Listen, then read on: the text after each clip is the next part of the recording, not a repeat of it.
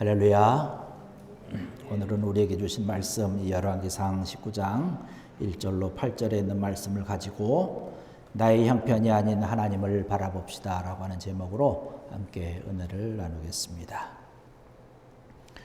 우리 엘리야 선지자에 대한 이야기는 우리 어린이 예배 때 많이 들어서 잘 알고 있습니다. 지금 엘리야 선지자에 대한 이야기, 또 엘리사에 대한 이야기, 또 우리가 구약을 통해서 계속 이야기를 하고 있는데요.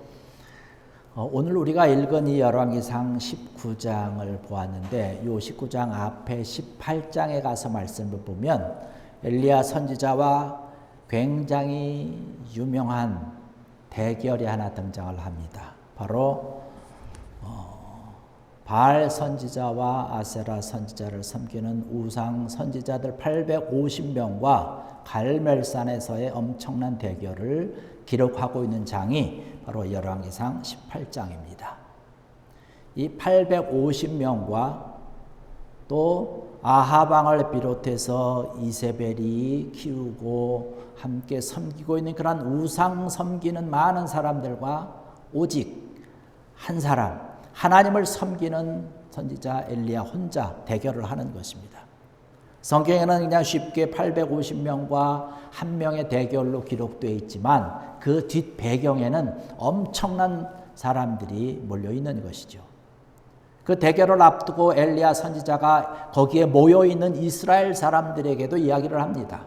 이스라엘 사람들에게 얘기하기를 너희가 어느 때까지 바알을 섬기며 또 아세라를 섬기며 하나님을 섬길까 여기를 섬길까 머뭇머뭇하려느냐라고 하는 질책을 하면서 이야기를 합니다.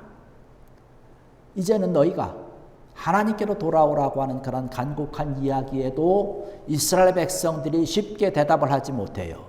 왜냐하면 우상을 섬기고 바알을 섬기고 아세라를 섬기고 이렇게 너무나 그들의 신앙생활이 우상에 젖어 있기 때문에 그렇습니다. 그리고 아합 왕을 비롯해서 이 이세벨이 너무나 큰 힘을 가지고 우상을 섬기고 있기 때문에 내가 혹시라도 우상을 섬기지 않고 하나님을 섬기게 되면 나에게 피해가 있지 않을까라고 생각을 하기 때문에 지금 이스라엘 백성들도 어떻게 하지 못하고 있는 상황입니다. 그러면서 엘리야가 이 많은 사람들 앞에서 공포를 합니다. 이제 송아리 2마리를 잡아다가 제단을 만들어서 올려놓고 두 신이 어떤 참신지 대결을 하자. 그래서 재물을 하늘에서 내리는 불로 태우는 그 신이 참된 하나님이다라고 얘기를 합니다. 바알 선지자들도 좋다고 얘기를 하죠. 그래서 바알 선지자들이 먼저 제단을 쌓아놓고 나무를 놓고 그 위에 송아지를 잡아서 각을 뜨고 올려놓고 대결을 합니다. 아침부터 그들의 바알신을 부르면서 하늘에서 불이 내리기를 기도하지만 불이 내리지 않잖아요. 정오가 지납니다. 옆에 있는 엘리야가 바알 선지자들을 향해서 조롱을 하죠. 야, 바알 선지자가 지금 바알 신이 지금 낮잠을 자러 갔나 보다. 아니면 명상을 하느라고 너희의 소리를 듣지 못하나 보다. 더 크게 얘기해야 되지 않겠느냐?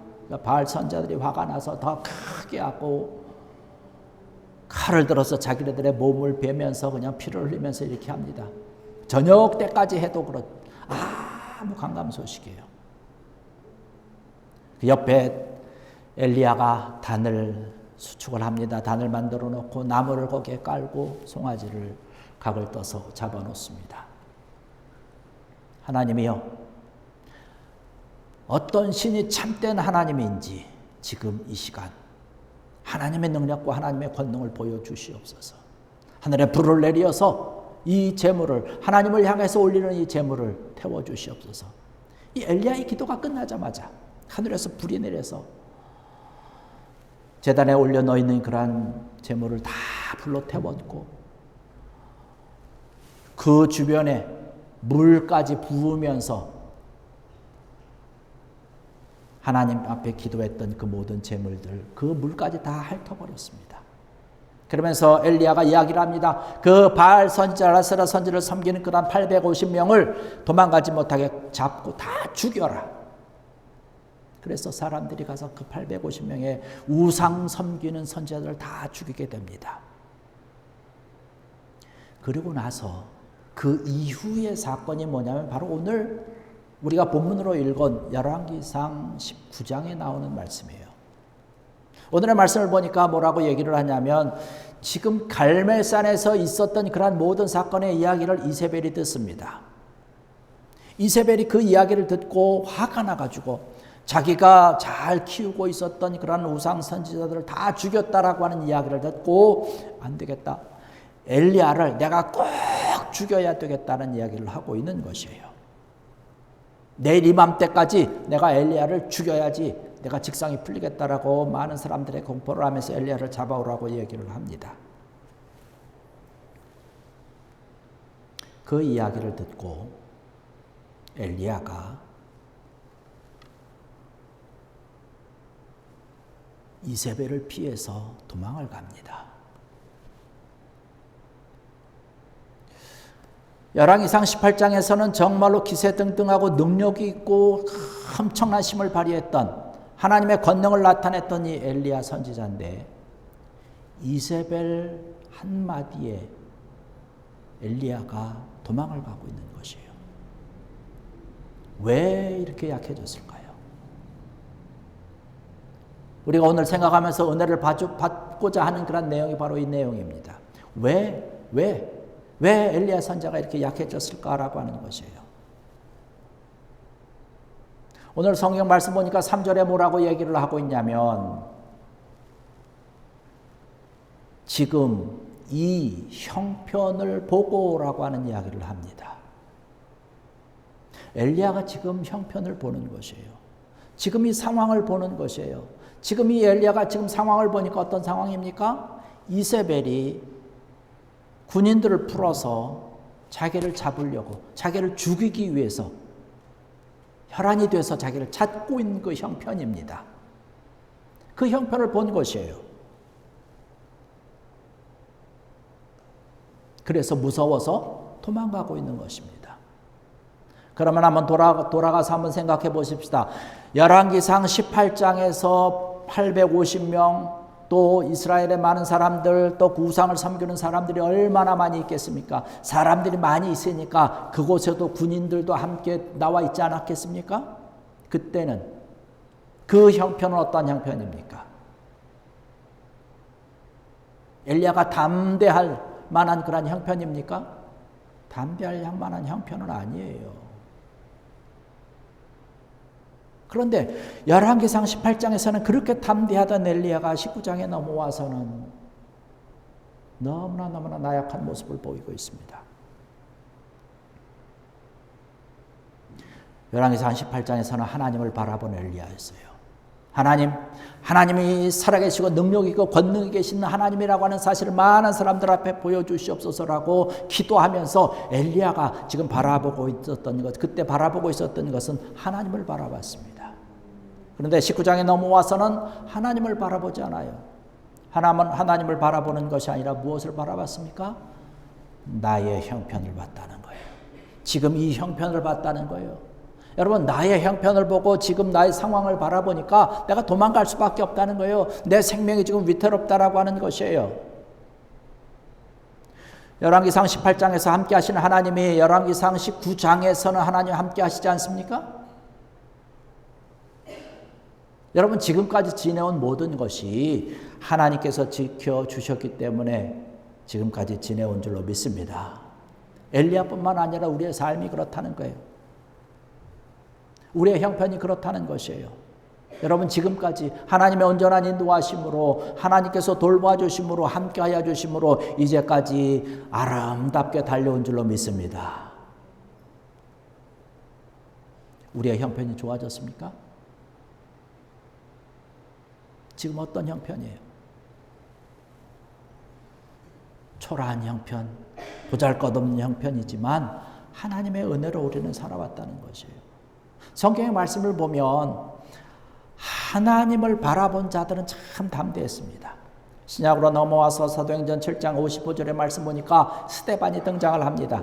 스데반이 성령 충만하여 하늘을 우러러 주목하여 하나님의 영광과 및 예수께서 하나님 우편에 서신 것을 보고, 지금 스데반의 형편이 어떤 것입니까? 말씀을 전하고 증거하다 보니까 많은 사람들이 둘러서서 복음을 전한다고, 예수 그리스도를 전한다고 돌을 들어서 스데반을 치려고 하는, 스데반에게 던지려고 하는 그 순간입니다.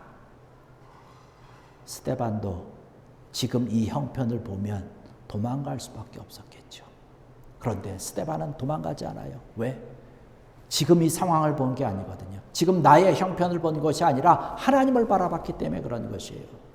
그가 성령에 충만해서 하늘을 우러러 주목하여 하나님의 영광과 및 예수께서 하나님 우편에 서신 것을 보고, 하나님을 바라보니까 두렵지 않았습니다. 그 상황이 무섭지 않았습니다. 그냥 그 사람들이 던지는 돌을 맞았어요. 맞고 그 자리에서 순교한 줄로 믿습니다. 그들이 바라본 것은 형편을 바라본 것이 아니라 하나님을 바라봤다는 것이에요. 여러분, 초대교회 성도들을 바라보십시다. 초대교회 성도들이 얼마나 많은 핍박을 받았습니까? 어렵고 힘든 그런 핍박, 생명을 내놓고 말씀을 전하고 복음을 전한 그 모습 가운데서 만약에 그들이 자기의 형편을 보았다면 복음을 전하고 증거한 일이 가능했을까요? 가능하지 않았을 것이에요. 그들이 바라본 것은 하나님만을 바라봤습니다. 여러분, 키르키즈나 이런 데, 성지순례나 이런 데를 가보면 초대교회의 성도들이 살았던 지하 동굴 가볼 수 있는데, 아마 여러분 사진으로나 아마 많은 이야기를 들었을 것으로 생각됩니다. 지하 카타콤 생활을 하게 되는데요. 동굴이 그냥 뭐 조금 들어가서 뭐 이렇게 있는 그 정도가 아니에요. 엄청나게 깊고 엄청나게 많은 방들이 있고 지역이 있고 굉장히 큰 그 지하 생활을 하게 되는데, 그곳에 숨어들어서 생활을 하는 것이에요. 그러면서도 복음을 전하고 증거하는 것이에요. 만약에 자기네들의 형편을 보았으면 그렇게 생활하지 못했을 것이죠. 도망갈 수밖에 없었겠죠. 지금 엘리야가 일어나서 하나님의 일을 해야 됨에도 불구하고 도망가고 있습니다. 자기의 형편을 바라보기 때문에, 자기의 모습을 바라보니까, 자기의 주변을 바라보니까. 베드로가 물 위를 걷다가 마태복음 14장 30절의 말씀 보니까 바람을 보고 무서워 빠져가는지라 소리질러 이르되 주여 나를 구원하소서. 주님께서 왜 믿음이 작은 자여 왜 의심하였느냐 라고 베드로를 구원해 주시지 않습니까? 주님을 바라보고 갈 때는 담대하게 걸어갈 수 있었어요. 주님께서 오라고 하시니까 담대한 마음을 가지고 갔습니다. 그때도 똑같은 바람이 불었어요. 똑같은 풍랑이 일었습니다. 무서움이 없었어요. 그런데 그가 주님 바라본 것이 아니라 바람을 바라보고 물결치는 그런 물결을 바라보니까 두려움이 생긴 것이에요. 무섭게 얼마나 가슴이 졸이는지. 그러니까 그 순간에 물에 빠져들게 되는 것이에요. 주여 나를 구원하소서.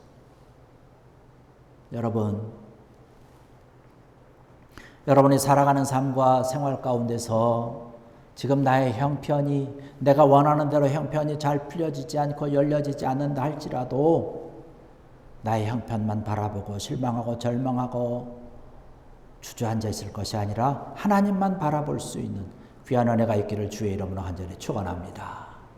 우리에게 주시는 말씀이 그것이에요. 하나님을 바라보자는 것이에요. 이 상황에서 우리를 구원할 수 있는 분은 오직 하나님이라는 것이에요. 여러분, 내 생각과 내 마음과 내 형편은 나를 주저앉고 무섭게 두렵게 숨을 수밖에 없고 도망갈 수밖에 없는 그런 형편이 됩니다. 그러나 그러지 말라는 것이에요. 우리가 하나님을 바라보자는 것이에요. 오늘 말씀의 4절의 말씀을 보니까 그렇게 얘기를 합니다. 자기 자신은 광야로 들어가 하룻길쯤 가서 한 로뎀나무 아래 앉아서 자기가 죽기를 원하여 이르되 여호와여 넉넉하오니 지금 내 생명을 거두시옵소서. 나는 내 조상들보다 낫지 못하니이다. 지금 엘리야가 자기의 형편을 보고 자기가 생각하는 거예요.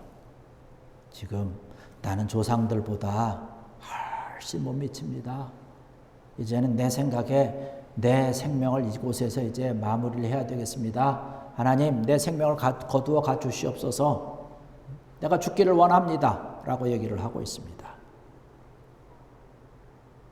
하나님의 생각입니까? 내 생각에.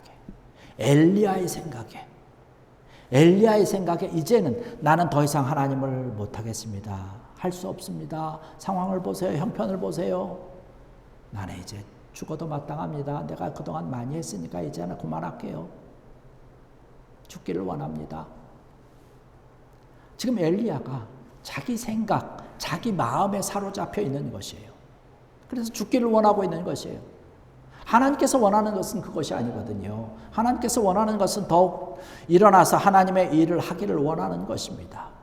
하나님께서는 우리를 향해서 엄청난 은혜와 축복과 하나님의 놀라운 계획을 갖고 계신데 내 생각에 내 형편이 이러니까 내 상황이 이러니까 지금 내 조건이 이러니까 아이고 하나님 나는 할 수 없어요. 아이고 하나님 나는 이제까지 한 것만 해도 족합니다. 이제 그만할게요. 지금 엘리야가 이러고 있는 것이에요.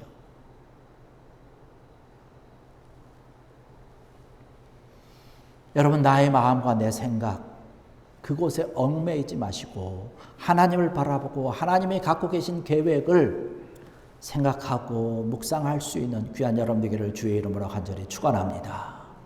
인간의 생각이었다면 이성적으로 생각했다면 갈멜산에서 850명과 대결할 수 없어요. 어떻게 850명과 대결해서 이길 수 있겠어요? 이것이 온전한 사람들의 생각입니까? 이성적으로 생각할 수 있는 그러한 것이에요? 그렇지 않잖아요. 그런데 엘리야는 대결을 합니다. 나의 생각과 내 마음이 아니라 하나님의 생각에다가 나의 초점을 맞추니까 그 대결이 가능한 것이에요. 여러분 지금 형편과 상황과 모든 그런 조건들을 바라보시면서 내가 생각할 때는 안 될 것 같지만 내 시각으로 볼 때는 내 이성적으로 판단을 해볼 때는 내가 이제까지 경험상으로 볼 때는 모든 것이 안 되고 막히고 무너지고 쓰러질 것 같다 할지라도 그 여러분의 생각을 버리시고 하나님의 시각에 하나님 마음에 초점을 맞추는 귀한 여러분 되기를 주의 이름으로 간절히 축원합니다. 우리가 어린 예배를 통해서도 말씀을 나눴지만 나아만 장군의 생각에는 요단강이 아니라 자기네 나라 아람 나라에 돌아가서 더 깨끗한 물에 들어갈 수도 그러면 낫지 않겠느냐는 거예요. 자기 생각에. 여리고를 도우는 그런 이스라엘 백성들의 생각에 자기의 생각대로 했다면 여리고 성을 그 하루에 한 바퀴씩 돌았겠습니까? 마지막 7바퀴 돌았겠어요? 마지막 날 6바퀴를 돌면서 아이고 안 무너지네 안 되겠다 이러지 않았겠어요? 이성적인 생각, 이성적인 판단이 아니죠.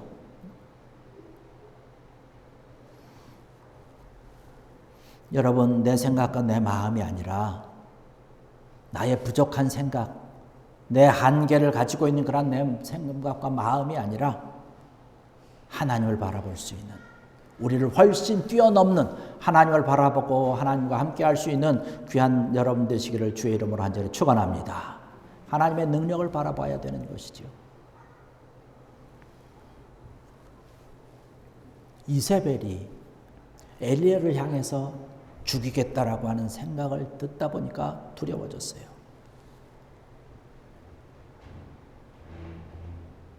아니 18장에서 그 능력의 하나님이 함께 하시면서 정말로 그 자리 그 현장에서 불이 하늘에서 내려서 재물을 태우는 그 엄청난 능력의 하나님이